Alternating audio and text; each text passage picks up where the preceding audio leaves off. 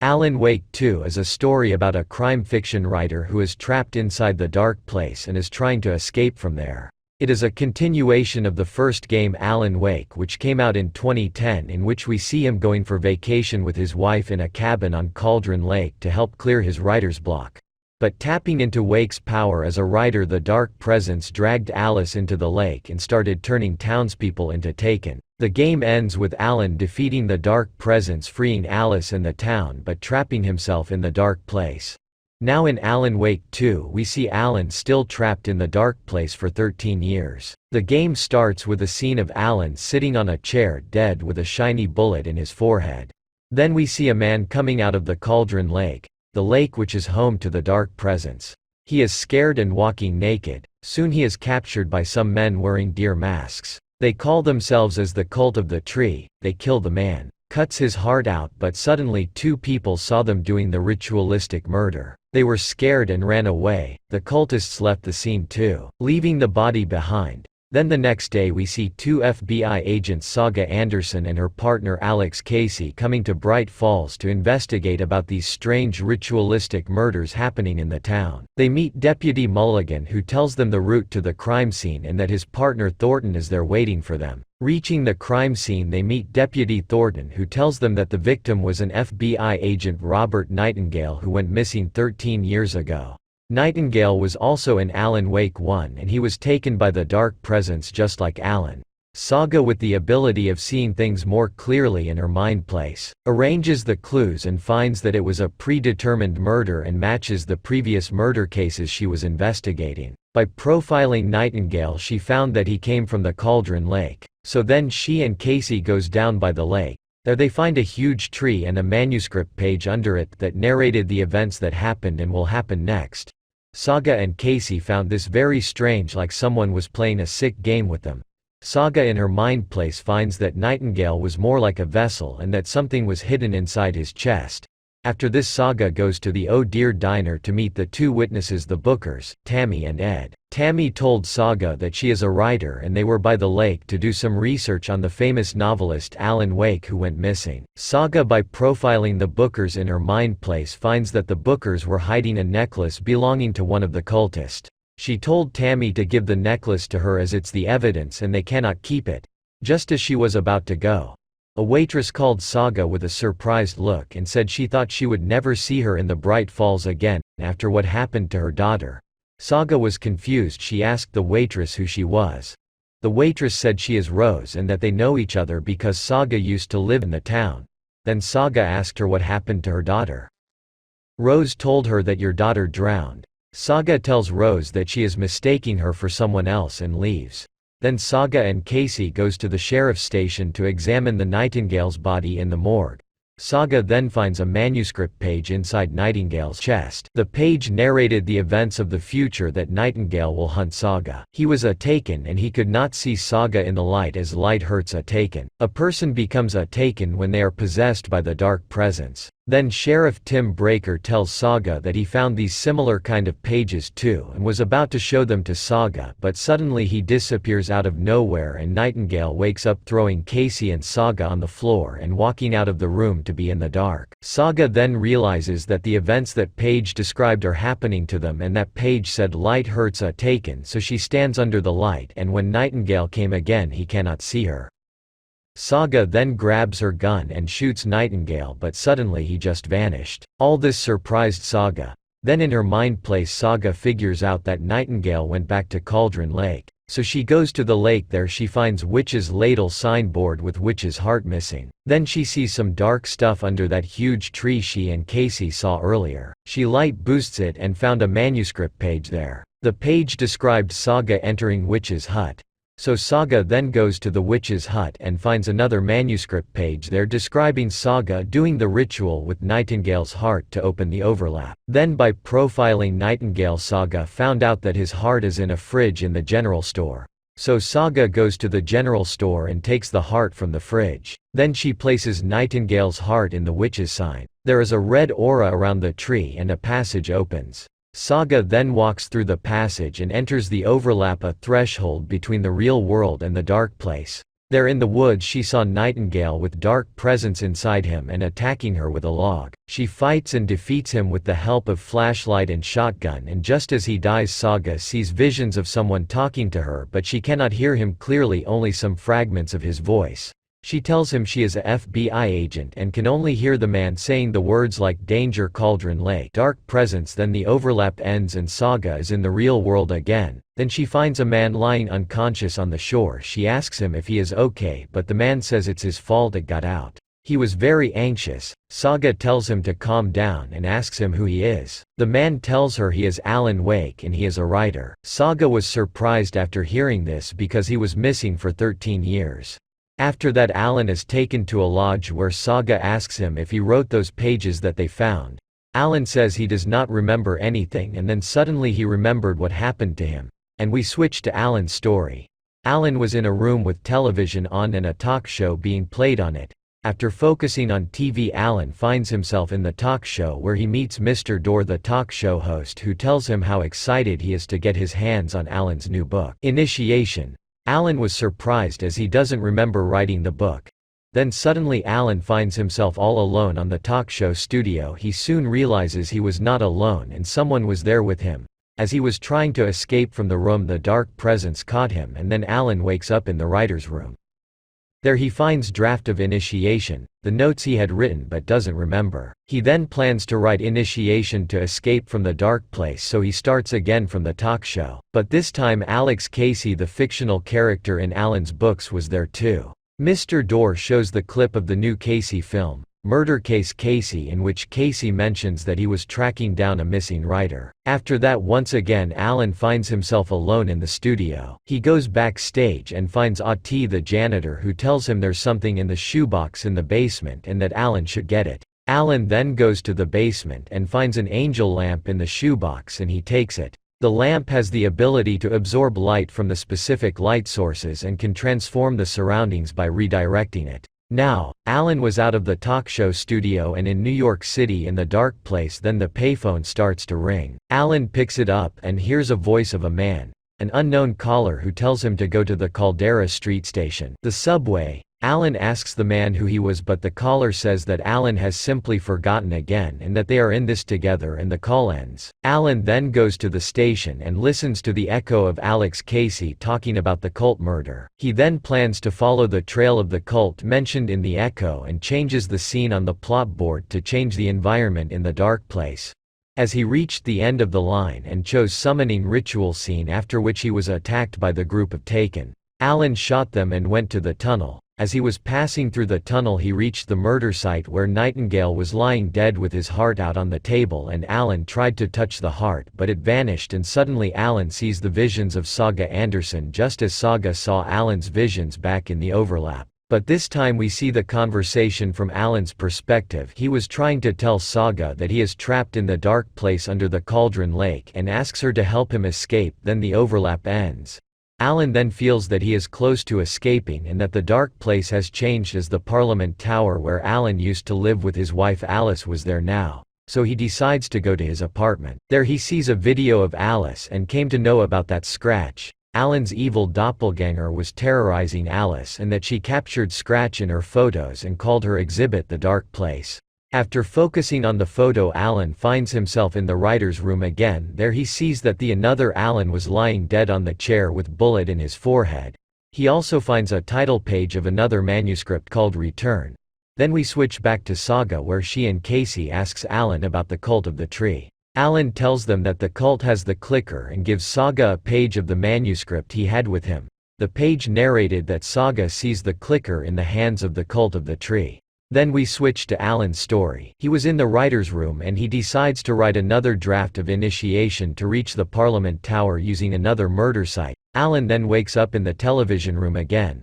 The talk show was playing on the TV in which Mr. Dorr tells everyone that there is a musical performance by the band named the Old Gods of Asgard. Alan then finds himself in the middle of the giant screens on which the band members and Mr. Dorr, Casey and Alan himself were dancing on the song. And when Alan reaches the song's end, he was back in the talk show studio and all were dancing again. Then light flickers and Alan was back all alone in the studio. Now switching to Saga's story, we see her meeting the Koskela brothers Ilmo and Jaakko Koskela. They act like they have known Saga for years and tells her that she used to live in the Watery trailer house park with her daughter and she left Watery after the unfortunate incident of her daughter's drowning. After hearing all this, Saga realizes that the horror story had affected their minds and the reality. She asks the Koskela brothers for the spare key of her trailer and they tell her that it's in the gift shop. Saga decides to go there. On the way to the shop, Saga fights with Takens. After reaching the gift shop, Saga gets the trailer key and goes to the Anderson trailer. Outside the trailer she sees two old men drinking. She asks them about the Anderson trailer. They are happy to see Saga and says not to believe the horror story and create her own story. Saga realizes that they are not affected by the horror story like the others. She asks them who they are. They tell her they are all family. The Andersons. Odin Anderson, her uncle, and Tor Anderson, her grandfather. And the old gods of Asgard as their band. The same band who performed the song at the talk show. Saga then thinks that they are just crazy and goes inside the trailer where she finds a photo of Tor and Odin with a cult member having the clicker in his hand. Everything was just how the page had described. Under the photo she found a newspaper in which Saga sees the news about her daughter Logan's death by drowning. She was shocked and angry that Alan wrote her daughter into the horror story and she plans to change the story. As she came out of the trailer she saw a cult member wearing deer masks staring at her from afar and then going away. Saga goes after him to the workshop. There she saw the clicker lying on the table. She tries to take it but the clicker disappears. Then Saga finds a manuscript page saying that there is another overlap. A murder site in Watery and the deputies Mulligan and Thornton had gone there having the clicker with them. They had the dark presence inside them just like Nightingale, and Parade Float was the key. Saga is surprised as the deputies were one of the cultists. Then she finds the Parade Float, which was incomplete. She then completes it and enters the overlap and defeats the deputies Mulligan and Thornton who became taken, and gets the clicker from them, after which she sees visions of Alan telling her that he is trying to escape and is making progress and that she is the story's hero and she can save her family and save everyone. Then the overlap ends. Saga finds it very confusing as Alan was out at the lodge, so how can he still be trapped? She thinks these visions are maybe coming from the past when Alan was trapped in the dark place. Now back at the lodge we see the cult of the tree attacking the station to kill Alan. Casey took cover by the window and was shooting at the cultist and Alan was on the ground, his head hurting him like hell. He faints. And when he woke up he was covered in blood and bodies of the dead cultists surrounding him. He had no idea what happened. He thinks that Mr. Scratch did it. He killed them all and has escaped from the dark place. Alan then goes outside to find and help Casey. He fights various Takens, but faints on the way and falls on the ground. Then a cultist with deer mask and a knife in one hand tries to kill Alan but fails as Saga came there too and shot him in the hand. The man dropped the knife and his mask came off. It was Ilmo Koskela. He and his brother Jaakko were the cult leaders. The cult of the tree only killed those persons who become taken and comes from the Cauldron Lake with dark presence inside. This was also the reason they were after Alan. Then Kieran Astevez, an agent from Federal Bureau of Control, comes there and tells Saga that the case has been now transferred to her, and Saga will no longer be handling the case. Saga then plans to go visit Tor and Odin in the nursing home and ask them about the clicker. So she goes to the wellness center where she sees Tor going into the pond under the influence of Cynthia Weaver, who was also in Alan Wake 1 and now she has become a Taken. Rose, the diner waitress who also works there, tried to stop Tor but he disappeared into the pond. Saga then, by profiling Odin, finds out that she needs to play the record, Anger's Remorse, which Tor made for her mother as an apology, to open the overlap. So Saga then plays it, and enters the overlap in the pond. There she fights and defeats Cynthia, after which she sees visions of Alan again, who tells her that she must find the clicker and help him. She says she already have it and can get it to him, but he must not write her daughter Logan into the story and that change the story he is writing. Then the overlap ends. Saga talks to her grandfather Tor, who tells her that she is a seer, can see the truth, can see through a person's lies, and that's how she uses her mind place. He tells her that the Andersons aren't bound by the story, they know the truth. Saga then goes to the sheriff's station. There she sees everything messed up and the power was out. She finds Agent Astevez, whose leg was injured because of the attack by the Takens, and she tells Saga that Alex Casey had a close encounter with a Taken and it did something to him. Saga asks Astevez about Alan. Astevez tells her he is being kept in a holding cell. Saga then meets Alex Casey, who seemed disturbed after the encounter with the shadow. He gives Saga the fuse to restore the power back. Saga then goes to see Alan in the cell. She was about to give him the clicker to change the story. But then he transforms into Scratch, leaving Saga shocked. She thinks Mr. Scratch has escaped from the dark place and was pretending to be Alan to get the clicker, and that Alan is still trapped in the dark place. Scratch then attacks Saga. But Saga, with the help of the generators, powers up the lights. The lights hurt Scratch and he disappeared. After this, Saga then comes up with a plan to do a summoning ritual and use the clicker and art like a song to bring Wake out of the dark place. So she asks her grandfather and uncle Tor and Odin to sing a song by the Cauldron Lake. Alex Casey and Astevez were there too to help Saga with lights and ammo. Saga then fights various Takens and then clicks the clicker to bring Alan out of the dark place. But no one comes out. Nothing happens. Saga was confused. Then switching to Alan, we see that the unknown caller told Alan to meet him at the Ocean View Hotel and had left his room key on the payphone. Alan then goes to the hotel and finds a projector with his image displayed on the wall. After focusing on it, Alan enters room 665, and there he saw Thomas Zane, the person who called Alan. He was mentioned in Alan Wake 1-2 as the diver. He tells Alan that the diver was a character he played in one of his films and that he is a filmmaker. Alan was surprised that Thomas Zane looked exactly like him. Zane tells that Alan decided to write Return so that they can escape from the dark place together. After hearing this, Alan remembered celebrating drinking and dancing with Zane and writing pages of Return. Then he asks Zane for another murder site to save Alice from Scratch. Zane tells him that there is a murder site in the hotel, so Alan then searches for the murder site by finding clues by following the echo of Casey and changing scenes. Alan finally reaches the murder site. It was the bathtub where Cynthia Weaver died. Then the overlap opens and Alan sees vision of Saga saying she has the clicker and can get it to him.